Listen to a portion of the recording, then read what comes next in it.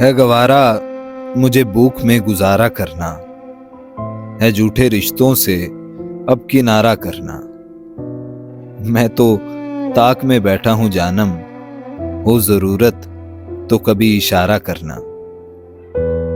میں کیسے کر لوں محبت پھر سے، میں کیسے کر لوں محبت پھر سے، کس سے سیکھوں عشق دوبارہ کرنا۔ اور میرا دشمن میرا ماضی ہے، کوئی تمہارا خدا مجازی ہے۔ میں پھر بھی ہوش میں پھرتا ہوں، یہ سب سے اونچی بازی ہے۔ اور عشق یہاں پہ قاضی ہے، عاشق موت پہ راضی ہے۔ یہ جنگ ہے نفسا نفسی کی، یہاں بچنے والا غازی ہے۔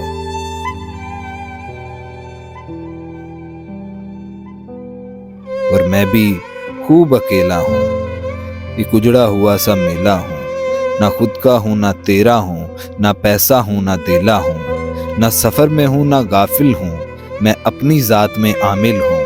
بے مقصد ہے یہ دنیا ساری، اور میں بھی اس میں شامل ہوں۔